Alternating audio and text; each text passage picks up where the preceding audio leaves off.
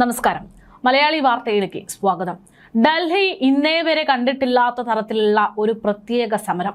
കേന്ദ്ര സർക്കാരിനെ BJP സർക്കാരിനെ ആദ്യമായിട്ട് മുട്ടുകുത്തിച്ച ഒരു വ്യത്യസ്തതരമായിട്ടുള്ള സമരം എന്ന് വേണമെങ്കിൽ നീറ്റ് ചോദ്യപേപ്പർ ചോർച്ചാ വിവാദ വിഷയത്തിലെ സമരത്തെക്കുറിച്ച് നമുക്ക് പറയാൻ സാധിക്കും.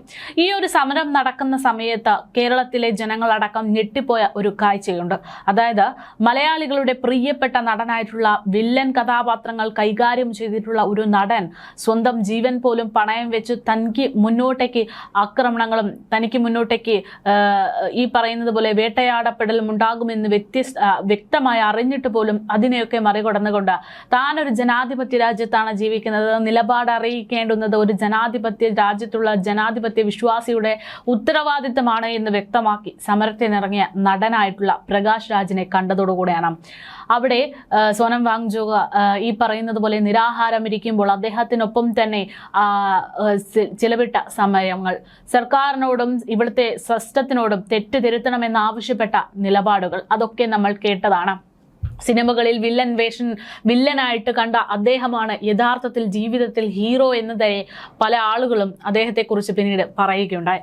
എന്നാൽ സമരം കഴിഞ്ഞ് ഇങ്ങോട്ട് അദ്ദേഹം പറയുന്ന കാര്യങ്ങൾ, അദ്ദേഹത്തിനെതിരെ ഉണ്ടാകുന്ന നടപടികൾ ഇതിൻ്റെയൊക്കെ ഭാഗമായിട്ടുള്ള വേട്ടയാടപ്പെടലാണ് എന്നുള്ള തോന്നുന്ന തരത്തിലാണ് കാര്യങ്ങൾ മുന്നോട്ട് പോകുന്നത്. അതായത് ജനാധിപത്യ സംവിധാനത്തിൽ എന്തെങ്കിലും തെറ്റുണ്ടായാൽ അതിനെ ചൂണ്ടിക്കാണിക്കാനുള്ള അവകാശം ജനാധിപത്യ വിശ്വാസികൾക്കുണ്ട് എന്നിരിക്കെ അത്തരത്തിൽ സംസാരിക്കുന്ന ആളുകളെ അടിച്ചമർത്താൻ ശ്രമിക്കുന്ന ചില സംവിധാനങ്ങൾ ഇപ്പോഴും നിലവിലുണ്ട് എന്നുള്ള സൂചനകൾ. ഇപ്പോഴിതാ അത്തരത്തിൽ പ്രകാശ് രാജ് പുറത്തുവിട്ടിരിക്കുന്ന ഒരു വാർത്ത വളരെയധികം വൈറലാകുന്നുണ്ട്. അതായത് അദ്ദേഹത്തിന് വോട്ടവകാശം നിഷേധിക്കപ്പെടുന്നു എന്ന തരത്തിലാണ് വാർത്തകൾ. ഇപ്പോൾ അദ്ദേഹത്തിന്റെ വോട്ടവകാശം നിഷേധിക്കപ്പെട്ടു, നാളെ അദ്ദേഹം ഒരു ഇന്ത്യക്കാരനല്ല എന്ന് വരെ പറഞ്ഞ് ചാപ്പകുത്താനുള്ള സാധ്യതകളുമുണ്ട്. എന്തായാലും തന്റെ ജനാധിപത്യ വിശ്വാസത്തിലുള്ള ഒരു നിലപാട് അത് അദ്ദേഹം ചേർത്ത് വയ്ക്കുന്നുണ്ട്. തനിക്ക് വോട്ട് നിഷേധിക്കപ്പെടുന്ന അവസ്ഥകളെ കുറിച്ച് തുറന്നടിച്ച് രംഗത്ത് വന്നിരിക്കുകയാണ് ഈ പറയുന്ന നടൻ.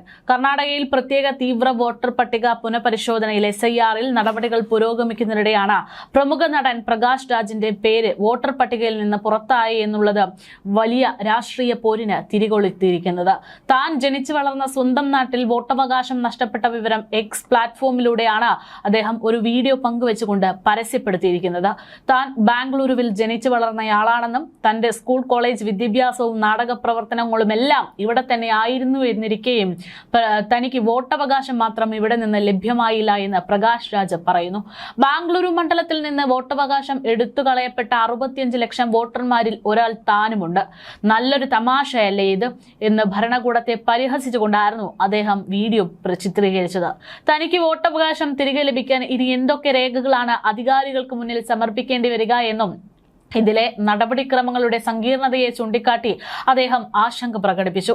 നേരത്തെ ഇതേ ബാംഗ്ലൂരു മണ്ഡലത്തിൽ നിന്ന് ലോക്സഭയിലേക്ക് സ്വതന്ത്ര സ്ഥാനാർത്ഥിയെ മത്സരിച്ചിട്ടുള്ള വ്യക്തി കൂടെയാണ് പ്രകാശ് രാജ് എന്ന് പറയുമ്പോൾ അദ്ദേഹത്തിന് വോട്ടവകാശം നിഷേധിക്കപ്പെടുന്നു എന്ന് പറയുമ്പോൾ അതിന്റെ യുക്തിയാണ് ചോദ്യം ചെയ്യപ്പെടുന്നത്. എന്തായാലും തന്റെ വോട്ടർ ID തിരികെ ലഭിക്കാനുള്ള എല്ലാ പോരാട്ടങ്ങളും നടത്തുമെന്ന് ഉറച്ച വിശ്വാസത്തിലാണ് താരം.